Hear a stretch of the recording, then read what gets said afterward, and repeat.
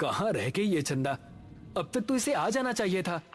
पुनीत ने अपनी घड़ी में टाइम देखा तो 9 बज चुके थे और उसने जैसे ही पीछे पलटकर देखा, चंदा खड़ी मुस्कुरा रही थी।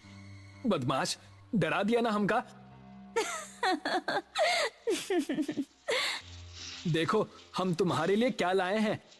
ऐसा कहकर उसने अपनी जेब से एक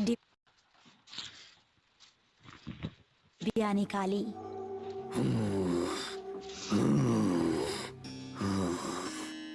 तभी उन दोनों को किसी के सांस लेने की भयानक आवाज सुनाई दी। कौन है? ठीक सामने बरगद के पेड़ के नीचे उनको किसी आदमी का अक्स नजर आया। कौन है? सामने आओ। ये सुनकर भी वो आदमी सामने नहीं आया और जोर जोर से सांस लेने लगा। अभी देखते हैं कौन ससुरा है। ये कहकर पुनीत उसके पास जाने लगा। जैसे ही पुनीत उसके पास पहुंचा, उसने भी 2 कदम आगे बढ़ाकर पुनीत का गला पकड़ लिया। उसको देखकर पुनीत और चंदा दोनों का दिल दहल गया। उस आदमी की गर्दन कटी हुई थी और थोड़ी सी खाल में अटकी लटक रही थी। चंदा चिल्लाई और गांव की तरफ ऐसी भागी कि उसने पलटकर नहीं देखा। गांव पहुंची तो उस टाइम पुनीत के पिता घर के बाहर थे। अरे चंदा बिटिया, इतनी डरी हुई काहे लग रही हो? वो पुनीत। चंदा ने हाफते हुए उनको पूरी कहानी सुनाई। पुनीत के पिता ने अपने साथ कुछ आदमियों को लिया और चंदा उन सभी को लेकर उसी जगह पर पहुंच गई। यही जगह थी वो जहां उसने पुनीत को पकड़ा था। उन लोगों ने इधर उधर नजरें घुमाई तो कोई आसपास नजर नहीं आया। तभी चंदा की गर्दन पर ऊपर से कुछ टपका। उसने हाथ लगाकर देखा तो वो खून था। पेड़ की डाली के ऊपर पुनीत की बिना गर्दन की लाश टंगी हुई थी और उससे खून टपक टपक कर नीचे गिर रहा था। शहर से दूर एक छोटा सा गांव सरूपुर। रात के समय सभी अपने अपने घरों में आराम कर रहे थे। बाबूजी, हम जरा अपने दोस्त महेश से मिलकर आ रहे हैं। उसकी तबीयत जरा ठीक नहीं है ना? ठीक है, लेकिन जल्दी आना। जी बाबूजी। ऐसा कहकर वो खुश होता हुआ घर से निकल गया। आज तो सारे दोस्त मिलकर मस्त पार्टी करेंगे, मजा आ जाएगा। जंगल का रास्ता पकड़ लेता हूँ, जल्दी पहुँच जाऊंगा। अभी वो जंगल में आगे बढ़ ही रहा था कि पीछे से उसको आवाज आई। अकेले ही पार्टी करने जा रहे हो? हमका साथ लेकर नहीं चलना है क्या? अरे अर्पणा और दिव्या, तुम दोनों क्यों हर बार हमारे पीछे पड़ जाती हो? हमका साथ लेकर चलते हो कि बोले अभी तुम्हारे बाबूजी से? अरे नहीं नहीं मेरी माँ, चलो मेरे साथ। थोड़ी देर चलने के बाद वो तीनों एक जगह पहुँचे जहाँ रामू और महेश बैठे हुए थे। अबे ये क्या, तू फिर से लड़कियों को साथ ले आया? क्या करता है यार, हर बार की तरह इस बार भी धमकाने लगी थी दोनों।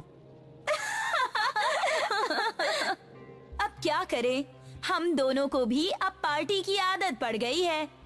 चलो थोड़ी सी शराब पी ली जाए।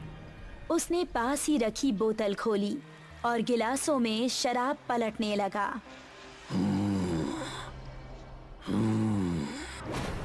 तभी उनको किसी के सांस लेने की आवाज सुनाई दी। उन्होंने देखा तो पांचों के रोंगटे खड़े हो गए। सामने से कठमुंडू चलता हुआ आ रहा था। उन्होंने कदम बढ़ाए ही थे कि तभी कठमुंडू ने दिव्या को पीछे से पकड़ लिया। उसने दिव्या को इतनी जोर से कसा कि उसके मुंह से खून निकल गया। बाकी चारों अब बेहद डर गए और वहां से भाग निकले। दिव्या उसकी पकड़ में फंसी दर्द से कराह रही थी।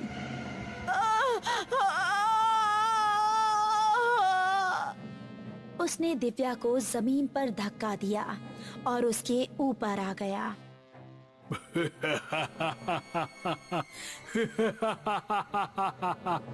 उसने दिव्या के सीने में हाथ डाला और उसके सीने से खून की धारा निकल पड़ी।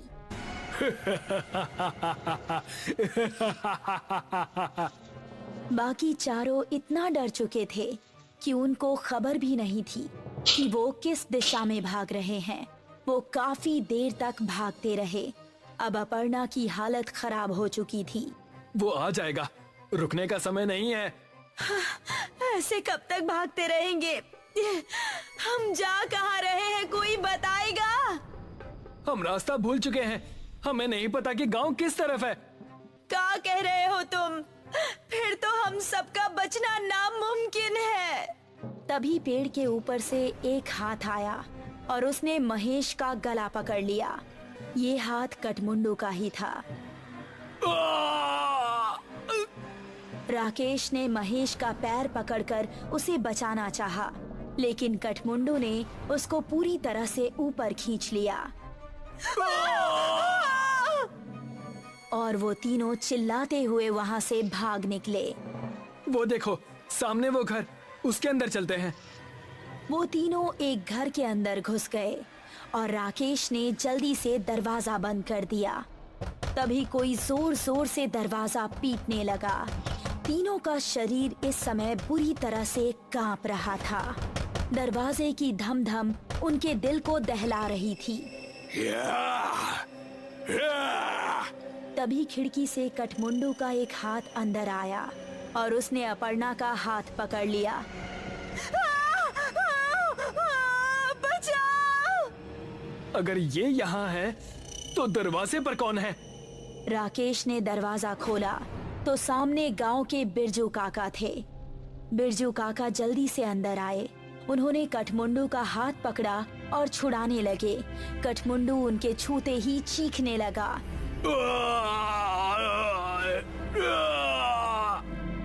वो चीखता चिल्लाता हुआ वहाँ से भाग गया। तुम ठीक तो हो अर्पणा? मैं ठीक हूँ, शुक्रिया बिरजू काका। तुम लोग यहाँ करने क्या आए थे, वो भी इस समय? हमसे गलती हो गई बिरजू काका, लेकिन ये कौन है और आपको देखते ही वो भाग कैसे गया? ये कठमुंडू है। ये सुनकर वो तीनों एक दूसरे का मुंह देखने लगे। बहुत सालों पहले हमारे गांव में एक डाकू पल्लव सिंह का बड़ा खौफ था। गांव में एक बूढ़ी औरत रहती थी जिसका एक ही बेटा था। उसने धूमधाम से अपने बेटे की शादी की। शादी के अगले ही दिन डाकू पल्लव सिंह ने हमला बोल दिया। उसने पति और पत्नी दोनों को मार डाला और सारे गहने लूट लिए। अपने बेटे और बहू को मरता देख बुढ़िया तड़प उठी। पल्लव सिंह, जिस सोने के लिए तूने मेरा परिवार उजाड़ दिया, यही सोना तेरे लिए अभिशाप बन जाएगा। तू कभी नहीं मरेगा, सिर्फ भटकता रहेगा और इस सोने से हमेशा दूर भागेगा। ये सुनते ही पल्लव सिंह हंसता हुआ वहां से चला गया।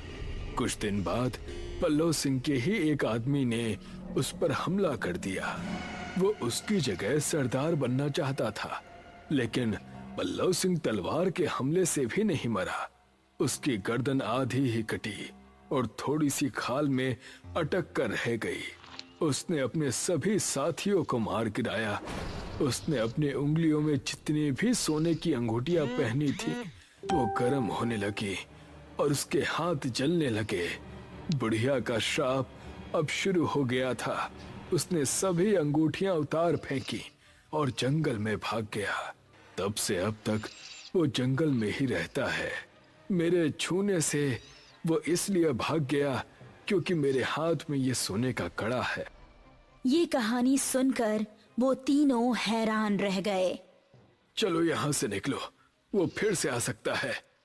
बिरजू काका को रास्ता पता था, इसलिए वो तीनों उनके पीछे पीछे जा रहे थे। जब वो जंगल की सरहद पर आ पहुंचे थे, तभी कठमुंडू वहां आ गया। उसने अपर्णा का पैर पकड़ लिया।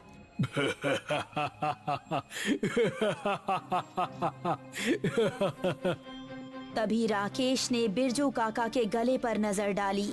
उनके गले में एक सोने की चेन भी थी। उसने चेन को उनके गले से उतारी और कठमुंडू की टूटी हुई गर्दन में डाल दी।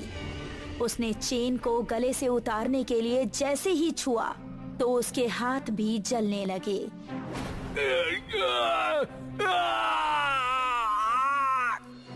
वो वहां से भाग निकला। उसके बाद वो चारों गांव के अंदर ही जाकर रुके। जब उनको देख गांव वाले इकट्ठा हुए तो उन्होंने सबको अपने साथ बीती हुई घटना सुनाई। वो दिन था और आज का दिन है। गांव के सभी लोग हमेशा अपने साथ सोने की कोई ना कोई चीज जरूर रखते हैं और अभी भी उनको जंगल में कहीं ना कहीं कठमुंडू नजर आता ही